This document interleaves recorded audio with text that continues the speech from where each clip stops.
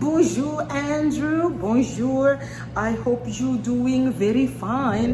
This week on the docket, what do we have going on the northern side? Well, today is D-Day for the Prefecture of Saint Martin. Serge Goutheron officially made his way and has taken office, his official, kind of like what you would call an inauguration, but basically it's his welcome ceremony.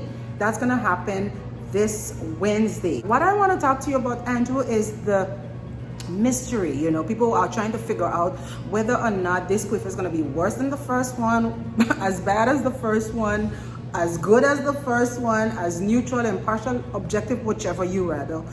I could tell you basically the way to answer that question is to kind of look at the background of who nominated him.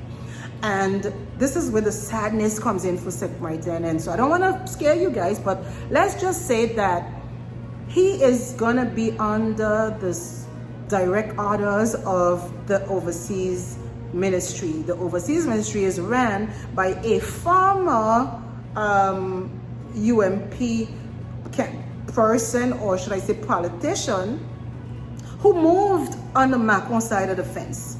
Basically, it is not the Gibbs side of the fence. So I can guarantee you we will have more of Team Mino with this new prefect, not because in essence there's a Team Mino scenario going on, but more importantly because he is going to conduct the policies of Macron, which obviously are not necessarily in the dancing line of the collectivity of Saint Martin, who is a right-wing official Les Républicains branch. So should we be optimistic about this new prefect and having a brand new kumbaya moment with the collectivity of Saint Martin?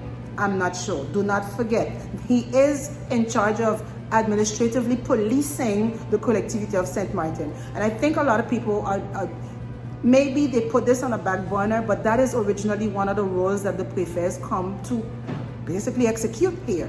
So we will wait and see. I don't want to scare you all, but I want you all to stop jamming and jumping for joy like some people, because the prefect has left and we are taking up a new one. You gotta be cautious. I'm just saying. Next up on the docket, Andrew, imagine, you know, the French believes they are envied for the access to Social Security. It is to a certain degree true, but Social Security is now considering facial recognition. I don't know how you guys feel about this, but basically there was a lot of fraudulent behavior over time. That's what they tell us. But over the years, we've learned that all the frauds, the social frauds that the French Republic has been complaining about did not surpass 7%. Therefore, it's like a fake war. So it's still something they want to tackle. I mean, if you could save a cent, just do what you got to do to save a cent. But it basically means that, you know, some people would be tempted to pass their Social Security card to Peter because they think, they believe they look alike or they are twins. Look, the bottom line is the government has submitted a request to know whether or not they should allow, or should they go into a testing phase to allow facial recognition with the Social Security card. Now, I'm just simply wondering for Saint Martin what that means. We still have doctors that do not accept to swipe your Social Security card in Saint Martin. So I'm just trying to figure out, I mean, which la la land am I on here? Like, we're trying to talk about facial recognition in the French real world, while in Saint Martin we're still in 1901. I'm just saying, writing up paper. I mean, when last you saw those brown papers? I don't even recall. My doctor don't use it, so who knows? And last but not least, Andrew, France is in turmoil right now, and I believe here in Saint Martin, we kind of don't care, but we should. But basically, you know, they unveiled the law against, well, it originally anti-separatism law, which they had to reword and decide that it's now a bill to promote the Republican values of the country. Basically, it's about secularism while targeting Islamism, and not saying that you're targeting Islamism. So try this, Andrew. We're going to erase the word Islamism in every part of the text.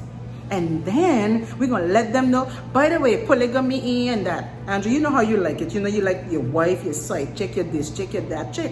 None of that crap ain't possible. But in the French nation, that's not part of the culture. Even us, the Caribbean people, I mean, let me don't say it that way.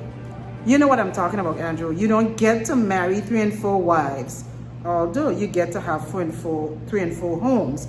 I don't know about you, but I know, you get it, right? So they've tackled a lot of things, even going as far as saying that if you're a civil servant, you no longer can just openly just state your mind or make comments that may stigmatize others, and in particular the Muslim world. And all of this is because the Muslim world in France is also a lobbying force. They have several mosques, they have Muslims of France, and even the French government want us say, if you're going to become an active person in the faith, we want to know what you're learning. We want to be the one teaching it to you, because you ain't bringing radical Islamism in France. So of course, when you look around, you'll see the news telling you, you know what, right now everybody mad. The Muslims are mad because how dare you tell me about my faith and how I should conduct it and all this good stuff, knowing that you're the one came in my country, colonized me and all this good stuff, and had to put up with me in the end.